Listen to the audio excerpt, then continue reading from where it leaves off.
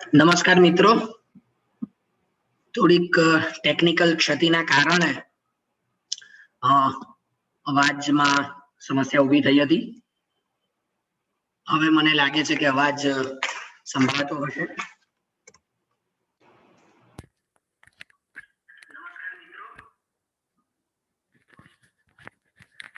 આપણે અર્થશાસ્ત્રનું જે અર્થશાસ્ત્રના જે મૂળભૂત ખ્યાલો છે તેની વ્યાખ્યાન શ્રેણી તમે જાણો છો તેમ દર સોમવાર અને ગુરુવાર સાંજે 5 વાગે આપણે ચલાવીએ છીએ.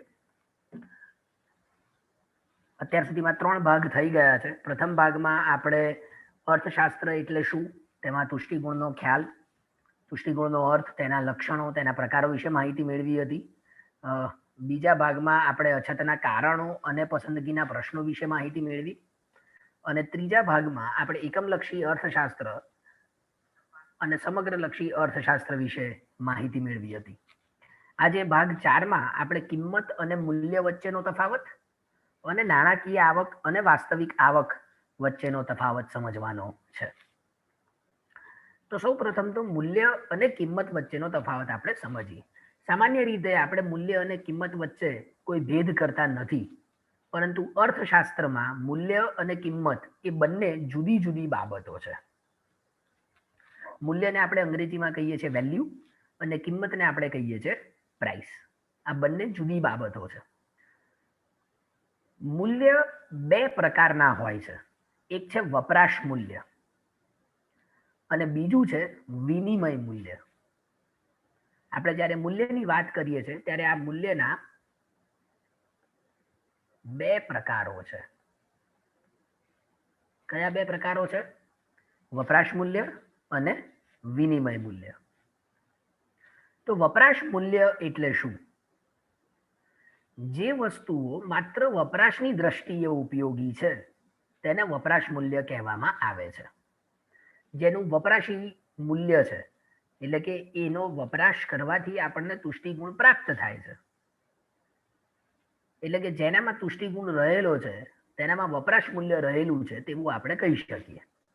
દાખલા તરીકે હવા, પાણી, સૂર્યપ્રકાશ, આ બધામાંથી આપણને તુષ્ટિગુણ મળે છે અને એ બધાનું વપરાશ મૂલ્ય છે, કારણ કે આપણે તેનો વપરાશ કરીએ છીએ આપણી જરૂરિયાત મુજબ. તો પછી વિનિમય મૂલ્ય એટલે શું? જો કોઈ વસ્તુના બદલામાં બીજી વસ્તુઓ મેળવી શકાતી હોય તો વિનિમય થઈ શકવો શક્ય છે. જ્યારે સાટા પદ્ધતિ હતી ત્યારે આપણે એક વસ્તુના બદલામાં બીજી વસ્તુઓ ખરીદતા હતા. ઘઉંના બદલામાં ચોખા અથવા તો ચોખાના બદલામાં બાજરી, આમ એક વસ્તુના બદલામાં બીજી વસ્તુનો વપરાશ કરવામાં આવતો હતો. તો આમ જ્યારે એક વસ્તુના બદલામાં બીજી વસ્તુનો વિનિમય થતો હોય ત્યારે તે વસ્તુનું વિનિમય મૂલ્ય છે તેમ કહેવાય. દાખલા તરીકે સોનું, કાર, અનાજ, આ બધાનું જ વિનિમય મૂલ્ય છે, કારણ કે આપણને જરૂર પડે ત્યારે આ વસ્તુ આપીને આપણે તેમાંથી બીજી વસ્તુઓ ખરીદી શકીએ છીએ. હવે આ વપરાશ મૂલ્ય અને વિનિમય મૂલ્ય વચ્ચે શું સંબંધ છે? જેમાં વપરાશ મૂલ્ય હોય તેમાં વિનિમય મૂલ્ય હોય જ તેવું જરૂરી નથી. આપણે વપરાશ મૂલ્યનો અર્થ શું સમજ્યા? કે જેનો વપરાશ કરવાથી આપણને તુષ્ટિગુણ મળે છે તે. વિનિમય મૂલ્ય એટલે શું? કે જે વસ્તુના બદલામાં આપણે બીજી કોઈ વસ્તુ ખરીદી શકીએ તો તેનું વિનિમય મૂલ્ય છે. તો હવા છે, સૂર્યપ્રકાશ છે, એનું વપરાશ મૂલ્ય છે, પરંતુ તેનું વિનિમય મૂલ્ય નથી. તેનો અર્થ શું થાય? કે જેનું વપરાશ મૂલ્ય હોય તેમાં વિનિમય મૂલ્ય હોય જ તેવું જરૂરી નથી, પરંતુ જેમાં વિનિમય મૂલ્ય હોય તેમાં વપરાશ મૂલ્ય તો હોય જ. દાખલા તરીકે સોનું છે, ફોન છે, કાર છે, આ બધાનું વિનિમય મૂલ્ય છે, પણ તેની સાથે સાથે તેનું વપરાશ મૂલ્ય તો છે જ, કારણ કે આપણે તેની વપરાશ કરીએ છીએ અને તેમાંથી આપણને તુષ્ટિગુણ પ્રાપ્ત થાય છે. તો આમ જેમાં વપરાશ મૂલ્ય હોય તેમાં વિનિમય મૂલ્ય હોય જ તેવું જરૂરી નથી, પરંતુ જેમાં વિનિમય મૂલ્ય હોય તેમાં વપરાશ મૂલ્ય હોય જ. આ બંને ઉદાહરણ દ્વારા આપણે આ બાબત સમજી શકીએ છીએ. ફરી એકવાર ધારો કે હવા અને સૂર્યપ્રકાશ એ બંનેનું વપરાશ મૂલ્ય છે, પરંતુ વિનિમય મૂલ્ય નથી. આપણે હવાનો વિનિમય કરી શકતા નથી, તેનાથી ખરીદ વેચાણ કરી શકાતો નથી. સૂર્યપ્રકાશનું ખરીદ વેચાણ થઈ શકતું નથી. એટલે તેનું વપરાશ મૂલ્ય છે, કારણ કે આપણે તેની વપરાશ કરીએ છીએ, પરંતુ તેના દ્વારા આપણે બીજી કોઈ વસ્તુઓ કે સેવાઓ ખરીદી શકતા નથી. બીજી બાજુ સોનું છે, ફોન છે, કાર છે, તેનું વિનિમય મૂલ્ય છે. આપણે સોનું ગીરવે મૂકીને નાણું મેળવી શકીએ છીએ, કાર વેચીને નાણું મેળવીને બીજી વસ્તુઓ ખરીદી શકીએ છીએ, અથવા તો જૂનો ફોન આપીને નવો ફોન ખરીદી શકીએ છીએ, જૂની કાર આપીને નવી કાર ખરીદી શકીએ છીએ. તો તેનો અર્થ એ થયો કે આ જે વસ્તુઓ છે તેનું વપરાશ મૂલ્ય પણ છે અને વિનિમય મૂલ્ય પણ છે. આમ જેનું વિનિમય મૂલ્ય હોય તેનું વપરાશ મૂલ્ય હોય જ, કારણ કે વિનિમય તો જ થાય જો તેનું કોઈક વપરાશ મૂલ્ય હોય, તેની વપરાશ કરવામાં આવતી હોય તો જ વિનિમય શક્ય છે. જેની વપરાશ થતી જ ના હોય તેનો વિનિમય શક્ય નથી. અર્થશાસ્ત્રમાં આપણે જે મૂલ્યનો અર્થ કરીએ છીએ તે વિનિમય મૂલ્ય કરીએ છીએ. વપરાશ મૂલ્યને અર્થશાસ્ત્ર ધ્યાનમાં લેતું નથી. આપણે જ્યારે મૂલ્ય શબ્દ વાપરીએ અર્થશાસ્ત્રમાં ત્યારે હંમેશા તેના વિનિમય મૂલ્યને ધ્યાનમાં રાખીએ છીએ. વિનિમય મૂલ્ય ધરાવતી જે વસ્તુઓ છે કે સેવાઓ છે તેના લક્ષણો શું છે?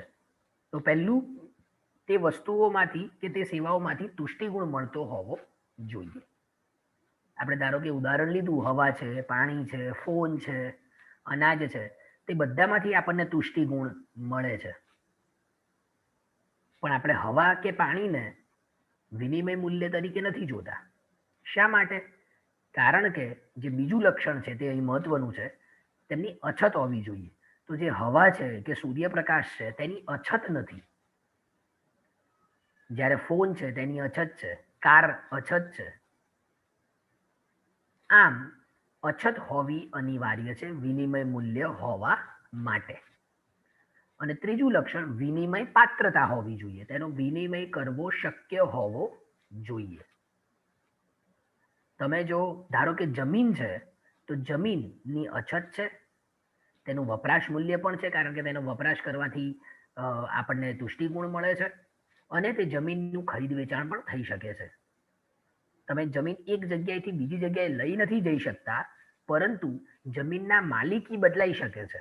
હું મારી જમીન બીજા કોઈ વ્યક્તિને વેચી શકું છું, એટલે કે તેનો માલિકી હક બદલાઈ શકે છે. આમ આ ત્રણ લક્ષણો હોવા આવશ્યક છે. જો આ ત્રણ લક્ષણો હોય તો તે વસ્તુ કે તે સેવા એ વિનિમય મૂલ્ય ધરાવે છે તેમ કહેવાય. હવે કિંમત એટલે શું? આપણે મૂલ્ય વિશે સમજ્યા. મૂલ્ય બે પ્રકારના, વપરાશ મૂલ્ય અને વિનિમય મૂલ્ય. અર્થશાસ્ત્રમાં આપણે જે મૂલ્યની વાત કરીએ છીએ તે વિનિમય મૂલ્ય છે. વસ્તુના મૂલ્યની નાણાંના સ્વરૂપમાં રજૂઆત એટલે કિંમત. કિંમત એટલે શું? વસ્તુનું જે મૂલ્ય છે તેની નાણાંના સ્વરૂપમાં આપણે રજૂઆત કરીએ છીએ. એટલે કે નાણાંમાં વ્યક્ત કરાયેલું વસ્તુનું મૂલ્ય. દાખલા તરીકે 1 કિલોગ્રામ બરાબર ₹30 અથવા તો એક ફોન બરાબર 15,000 રૂપિયા. તો અહીં આપણે વસ્તુનું મૂલ્ય નાણાંના સ્વરૂપમાં વ્યક્ત કરીએ છીએ. આમ કોઈ વસ્તુ કે સેવા ખરીદવા માટે આપણે જે નાણાકીય ચૂકવણી કરવી પડે છે તે તેની કિંમત છે. આપણે જ્યારે બજારની અંદર કોઈ વસ્તુ ખરીદવા જઈએ છીએ અથવા તો કોઈ સેવા ખરીદવા જઈએ છીએ ત્યારે જે કિંમત ચૂકવવી પડે છે તે કિંમત તે નાણું એ વસ્તુની કિંમત છે. એટલે તમે બજારમાં જાઓ અને 15,000 રૂપિયા ચૂકવવા પડે તો તે વસ્તુની કિંમત છે. આમ કિંમત અને મૂલ્ય અર્થશાસ્ત્રની અંદર જુદા જુદા છે. મૂલ્ય હંમેશા એક વસ્તુનું બીજા વસ્તુમાં વ્યક્ત થાય છે, જ્યારે કિંમત એ નાણાંમાં વ્યક્ત થાય છે. તો આ મૂલ્ય અને કિંમત વચ્ચે શું તફાવત છે? તો પહેલું, વસ્તુનું મૂલ્ય બીજી વસ્તુના સ્વરૂપમાં નક્કી થાય અને વસ્તુની કિંમત એ નાણાંના સ્વરૂપમાં નક્કી થાય છે. અહીં સ્વરૂપ છે.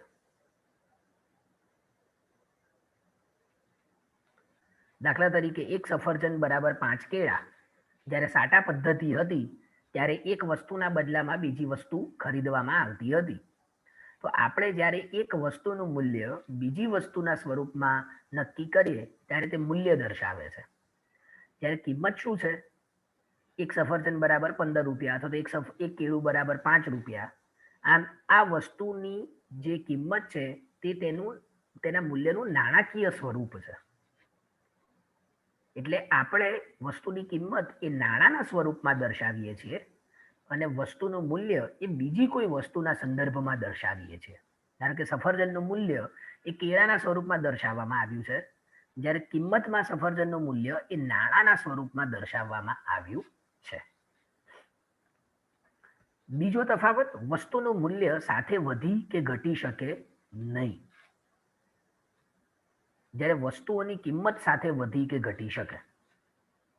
આપણે ઉદાહરણ લઈએ. ધારો કે એક સફરજન બરાબર 4 કેળા થાય. પહેલા એક સફરજન બરાબર 5 કેળા હતું, હવે એક સફરજન બરાબર 4 કેળા થાય. તો તેનો અર્થ શું થયો? પહેલા એક સફરજનના બદલામાં 5 કેળા મળતા હતા, હવે એક સફરજનના બદલામાં 4 જ કેળા મળે છે. તો એનો મતલબ કે સફરજનનું મૂલ્ય ઘટ્યું કહેવાય, કારણ કે પહેલા એક સફરજન એ 5 કેળા જેટલું મૂલ્ય ધરાવતું હતું, હવે તે જ સફરજનના બદલામાં 4 કેળા જ પ્રાપ્ત થાય છે. એટલે કે સફરજનનું મૂલ્ય ઘટ્યું છે. તેની સામે પહેલા 5 કેળાના બદલામાં એક સફરજન મળતો હતો, હવે 4 કેળાના બદલામાં એક સફરજન મળે છે. એટલે કે કેળાનું મૂલ્ય વધ્યું છે. આમ બંને વસ્તુઓનું મૂલ્ય સાથે વધી કે ઘટી શકે નહીં. જ્યારે બીજી બાજુ બંને વસ્તુઓની કિંમત સાથે વધી કે ઘટી શકે. એવું શક્ય છે કે બજારની અંદર સફરજનની કિંમત પણ વધે અને કેળાની કિંમત પણ વધે. ધારો કે સફરજનની કિંમત 15 થી વધીને 25 રૂપિયા થાય અને કેળાની કિંમત 5 રૂપિયાથી વધીને 15 રૂપિયા થાય. તો આમ બે વસ્તુઓની કિંમત સાથે વધી શકે છે અથવા તો સાથે ઘટી શકે છે, પરંતુ બે વસ્તુઓનું મૂલ્ય સાથે વધી કે ઘટી શકતું નથી. આ મુખ્ય તફાવત છે મૂલ્ય અને કિંમત વચ્ચેનો. આમ ફરી એકવાર, મૂલ્ય આપણે બે રીતે તેને સમજી શકીએ: વપરાશી મૂલ્ય અને વિનિમય મૂલ્ય. વપરાશી મૂલ્ય એટલે એવી વસ્તુઓ કે જેનો આપણે વપરાશ કરીએ છીએ પરંતુ વિનિમય શક્ય નથી. જ્યારે વિનિમય મૂલ્ય એટલે એવી વસ્તુઓ કે જેનું વપરાશ મૂલ્ય પણ છે અને જેના દ્વારા વિનિમય પણ થઈ શકે છે. તેના 3 લક્ષણો આપણે જોયા: તુષ્ટિગુણ મળતો હોવો જોઈએ, અછત હોવી જોઈએ અને વિનિમય પાત્રતા હોવી જોઈએ. ત્યારબાદ આપણે કિંમત વિશે માહિતી મેળવી. કિંમત એટલે શું? વસ્તુનું નાણાંના સ્વરૂપમાં વ્યક્ત થતું મૂલ્ય, અથવા તો બજારમાં વસ્તુ ખરીદતી વખતે જે નાણાકીય ચૂકવણી કરવી પડે છે તે વસ્તુની કિંમત દર્શાવે છે. હવે આપણે નાણાકીય આવક અને વાસ્તવિક આવક એ બંને વચ્ચે શું સંબંધ છે, બંને એકબીજા સાથે કેવી રીતે સંકળાયેલા છે, તેના વિશે માહિતી મેળવી. તો સૌ પ્રથમ તો નાણાકીય આવક, નોમિનલ ઇન્કમ એટલે શું? આપણે જાણીએ છીએ ઉત્પાદનના 4 સાધનો છે: જમીન, શ્રમ, મૂડી અને નિયોજન શક્તિ. આ 4 સાધનો ઉત્પાદનની પ્રક્રિયામાં ભાગ ભજવે છે અને આથી તેમને વળતર પ્રાપ્ત થાય છે. જમીનને ભાડું મળે છે, શ્રમને વેતન મળે છે, મૂડીને વ્યાજ મળે છે અને નિયોજન શક્તિ નફો કમાય છે. આમ ઉત્પાદનના સાધનોને ઉત્પાદન પ્રક્રિયામાં જોતરાવવા બદલ જે વળતર પ્રાપ્ત થાય છે તે આવક છે. આ ઉત્પાદનના 4 સાધનો ઉત્પાદન પ્રક્રિયામાં ભાગ ભજવે છે. તે ભાગ ભજવવા બદલ તેમને જે આવક પ્રાપ્ત થાય છે અથવા તો જે વળતર પ્રાપ્ત થાય છે તે શું દર્શાવે છે? નાણાકીય આવક, અથવા તો તેને માત્ર આવક તરીકે પણ ઓળખાય. એટલે આપણે જ્યારે માત્ર આવક બોલીએ છીએ ત્યારે તે નાણાકીય આવક દર્શાવે છે. ધારો કે કોઈ એક શ્રમિકને ઉત્પાદનની પ્રક્રિયામાં ભાગ ભજવવા બદલ 6,000 રૂપિયા જેટલું વળતર પ્રાપ્ત થાય તો આ 6,000 રૂપિયા એ શ્રમિકની નાણાકીય આવક કહેવાય. ધારો કે તેને 5,000 રૂપિયા મળતા હોય તો તે 5,000 રૂપિયા તેની નાણાકીય આવક કહેવાય. આમ ઉત્પાદનના સાધનો ઉત્પાદનની પ્રક્રિયામાં જે ભાગ ભજવે છે તે બદલ તેમને જે વળતર પ્રાપ્ત થાય છે તે નાણાકીય આવક છે.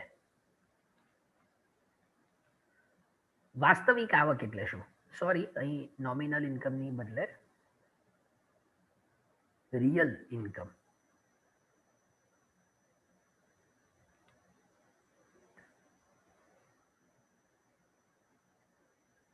વાસ્તવિક આવક, જેને અંગ્રેજીમાં કહેવાય છે રિયલ ઇન્કમ, તો નાણાકીય આવકની જે ખરીદ શક્તિ છે, પરચેઝિંગ પાવર,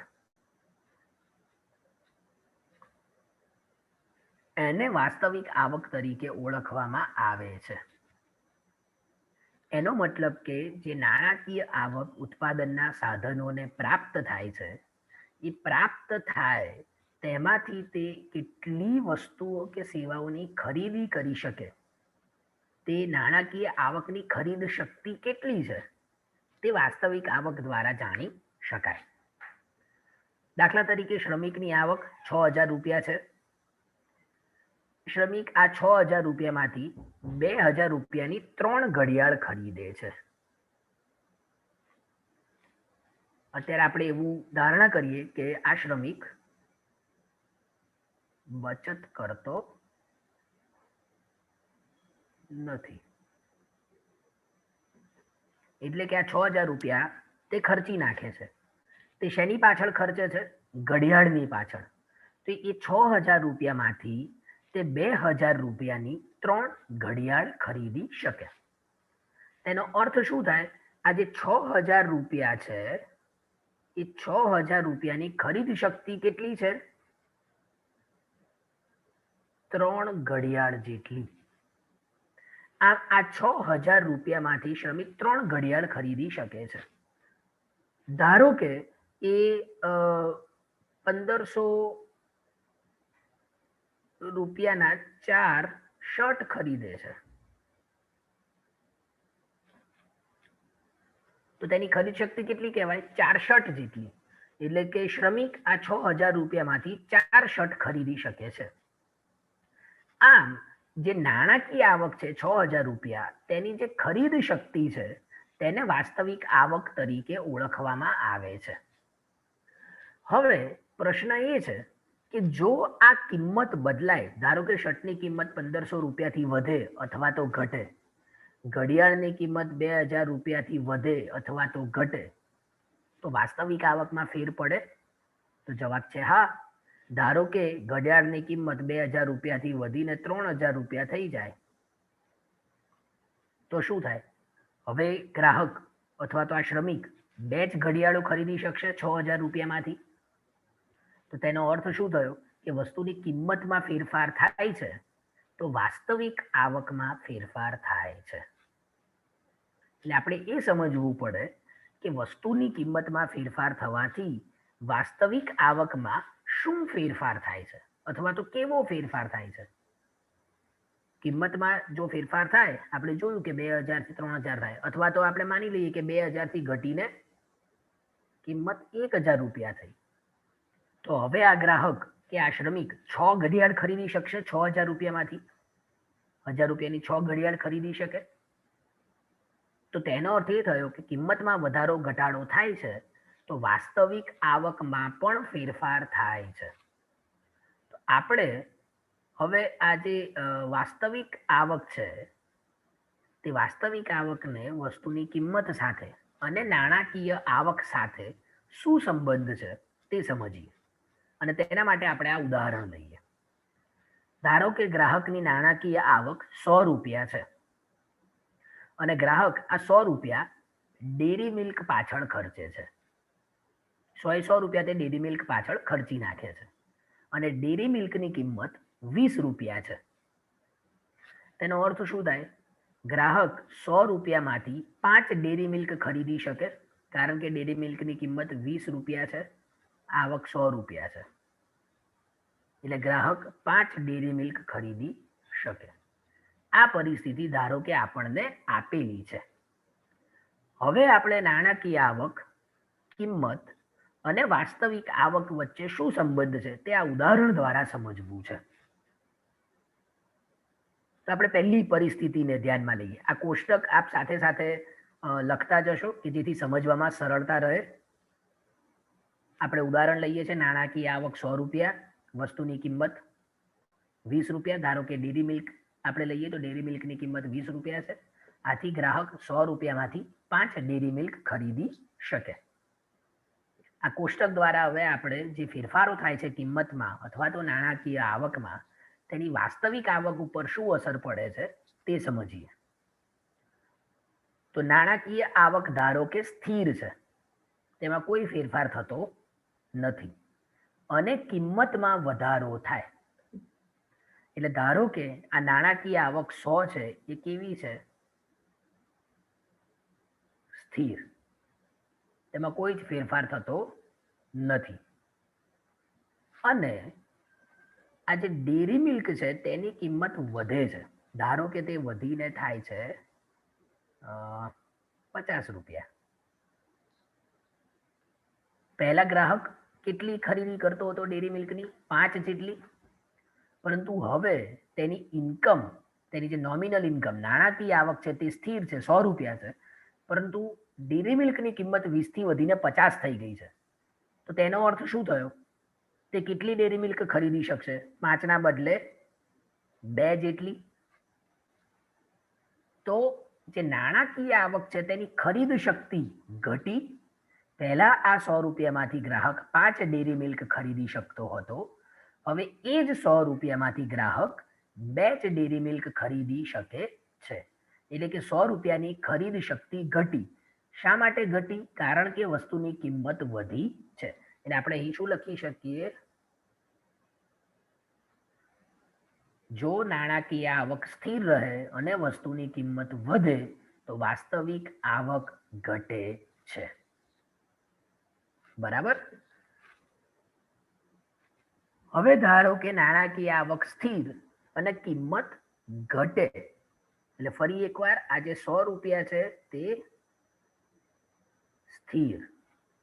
ડેરી મિલ્કની કિંમત 20 થી ઘટીને 10 રૂપિયા થાય. એ 10 રૂપિયા થઈ, માટે હવે ગ્રાહક 5ના બદલે કેટલી ડેરી મિલ્ક ખરીદી શકશે? 10. 100 રૂપિયા જ છે, તેમાં કોઈ ફેરફાર થયો નથી, પણ તેની સામે વસ્તુની કિંમત ઘટી છે અને આથી ગ્રાહક 5 ડેરી મિલ્કના બદલે 10 ડેરી મિલ્ક ખરીદી શકે છે. એટલે કે 100 રૂપિયાની ખરીદ શક્તિ વધી. એટલે આપણે કહી શકીએ કે જ્યારે નાણાકીય આવક સ્થિર હોય અને જો કિંમત ઘટે તો વાસ્તવિક આવક વધે છે. બરાબર. હવે આપણે કિંમત સ્થિર ધારીએ. એટલે આ જે 20 રૂપિયા છે તે કેવું છે? સ્થિર છે, તેમાં કોઈ ફેરફાર થતો નથી. અને નાણાકીય આવક વધે છે. ધારો કે આ થાય છે 100 થી વધીને 200 રૂપિયા. હવે ગ્રાહકની નાણાકીય આવક 100 રૂપિયાથી વધીને 200 રૂપિયા થઈ છે. કિંમત સ્થિરની સ્થિર છે. તો હવે ગ્રાહક કેટલી ડેરી મિલ્ક ખરીદી શકશે? કિંમત 20, આવક 200, એટલે ગ્રાહક 5ના બદલે 10 ડેરી મિલ્ક ખરીદી શકે. એનો મતલબ કે ગ્રાહકની ખરીદ શક્તિ વધી. એટલે આપણે અહીં લખી શકીએ વધે. એટલે જો નાણાકીય આવક વધે, વસ્તુની કિંમત સ્થિર હોય તો વાસ્તવિક આવક પણ વધે છે. ચોથી શક્યતા લઈએ આપણે. નાણાકીય આવક ઘટે. ધારો કે નાણાકીય આવક 100 થી ઘટીને થાય છે 80 રૂપિયા. વસ્તુની કિંમત કેવી છે? સ્થિર. એટલે 20 રૂપિયામાં કોઈ ફેરફાર થતો નથી. તો હવે ગ્રાહક 80 રૂપિયામાંથી કેટલી ડેરી મિલ્ક ખરીદી શકશે? 80 જેટલી આવકમાંથી કેટલી ડેરી મિલ્ક ખરીદી શકશે? 5ના બદલે 4 ડેરી મિલ્ક. આમ કિંમત સ્થિર છે, પરંતુ નાણાકીય આવક ઘટી એટલે ગ્રાહકની વાસ્તવિક આવક પણ ઘટી. એટલે આપણે અહીં લખી શકીએ ઘટે છે. પાંચમી શક્યતા લઈએ, નાણાકીય આવક વધે. 100 રૂપિયાથી વધીને થાય 200 રૂપિયા. સાથે સાથે કિંમત ઘટે. કિંમત 20 રૂપિયાથી ઘટીને થાય છે 10 રૂપિયા. તો હવે ગ્રાહક આ 200 રૂપિયામાંથી કેટલી ડેરી મિલ્ક ખરીદી શકશે?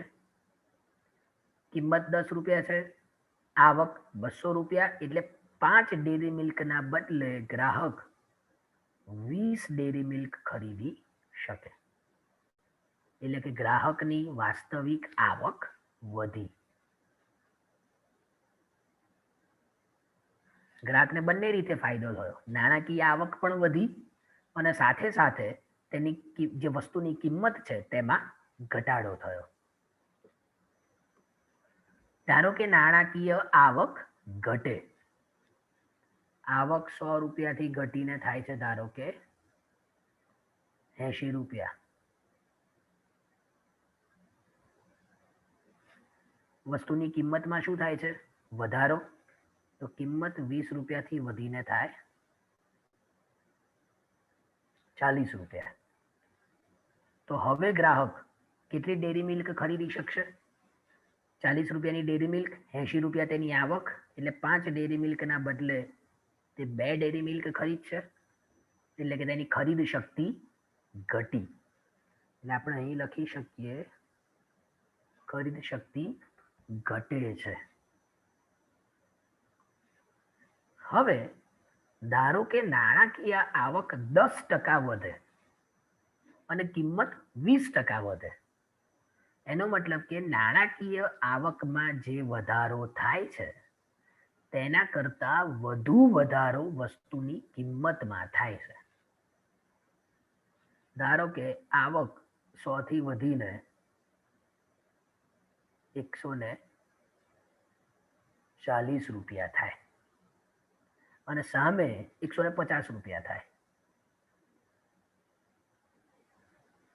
અને સામે વસ્તુની કિંમત 20 થી વધીને ધારો કે 50 રૂપિયા થાય. આપણે પહેલી નજરે જોઈએ તો શું થાય?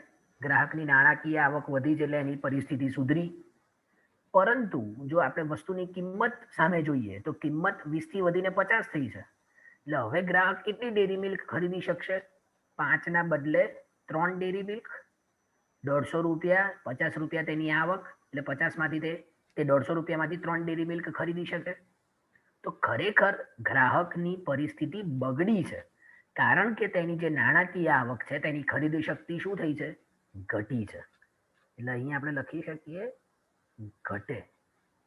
એટલે જો વસ્તુની કિંમતમાં જે વધારો થાય છે તે નાણાકીય આવકમાં થતા વધારા કરતા વધુ હોય તો ગ્રાહકની વાસ્તવિક આવક ઘટે છે તેમ કહેવાય.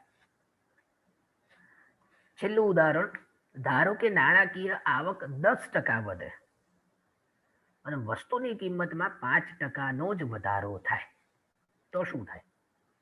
આપણે ફરી ઉદાહરણ લઈએ. ધારો કે આવક રૂપિયા 100 થી વધીને 200 થાય છે અને વસ્તુની કિંમત 20 થી વધીને ધારો કે 30 થાય છે અથવા તો 25 થાય છે તેમ લઈએ.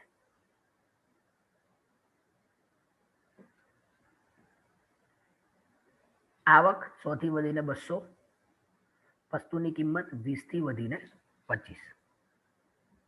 તો હવે ગ્રાહક કેટલી ડેરી મિલ્ક ખરીદી શકશે? 8 ડેરી મિલ્ક. તે 200 રૂપિયામાંથી 8 ડેરી મિલ્ક ખરીદી શકે. એનો અર્થ એ થયો કે ગ્રાહકની વાસ્તવિક આવક વધે છે. એટલે કે જો નાણાકીય આવકમાં જેટલો વધારો થાય છે તેના કરતા ઓછો વધારો વસ્તુની કિંમતમાં થાય તો ગ્રાહકની વાસ્તવિક આવકમાં વધારો થાય છે તેમ કહી શકાય. તો આ રીતે આપણે નાણાકીય આવક, વાસ્તવિક આવક અને વસ્તુની કિંમત વચ્ચેનો સંબંધ જે છે તે સમજી શકીએ. તો આજના વ્યાખ્યાનમાં આપણે મૂલ્ય અને કિંમત વચ્ચેનો તફાવત, મૂલ્યના જે બે રીતે આપણે મૂલ્યને સમજાવી શકીએ છીએ, વપરાશ મૂલ્ય અને વિનિમય મૂલ્ય. જ્યારે કિંમત એટલે વસ્તુના મૂલ્યનું આપણે નાણાંના સ્વરૂપમાં જે વ્યક્ત કરીએ છીએ તેને કિંમત કહીએ છીએ. મૂલ્ય અને કિંમત વચ્ચે શું તફાવત છે તેની માહિતી મેળવી. નાણાકીય આવક, વાસ્તવિક આવક વચ્ચે શું તફાવત છે, તે બંનેનો અર્થ શું છે, અને નાણાકીય આવક, વાસ્તવિક આવક અને વસ્તુની કિંમત વચ્ચે શું સંબંધ છે તેના વિશે માહિતી મેળવી. આપ સૌને જો આ વિડીયો પસંદ આવ્યો હોય તો આપ તેને લાઈક કરશો, આપના મિત્રો સાથે પણ શેર કરશો અને મારી YouTube channel crack economics and statistics પણ સબસ્ક્રાઇબ કરશો તેવી આશા છે. ફરીવાર આપણે મળીશું આવતા ગુરુવારે સાંજે 5 વાગે એક નવા ટોપિક સાથે. આપણે વોટ્સએપ ગ્રુપ ચલાવીએ છીએ, તેમાં જો તમે જોડાવા ઈચ્છતા હોવ તો જે પહેલા 3 ભાગ છે તેના ડિસ્ક્રિપ્શનમાં તમને વોટ્સએપ ગ્રુપની લિંક મળશે, કે જે લિંક પરથી તમે વોટ્સએપ ગ્રુપમાં જોડાઈ શકશો અને તે વોટ્સએપ ગ્રુપમાં તમને તમામ વ્યાખ્યાનો વિશેની માહિતી અને વ્યાખ્યાન પત્યા બાદ તરત જ તેની લિંક પણ મળશે. તો ફરી એકવાર આપ આ વિડીયો લાઈક કરશો, શેર કરશો અને યુટ્યુબ ચેનલ પણ સબસ્ક્રાઈબ કરશો. તો આજનું વ્યાખ્યાન આપણે અહીં પૂર્ણ કરીએ છીએ.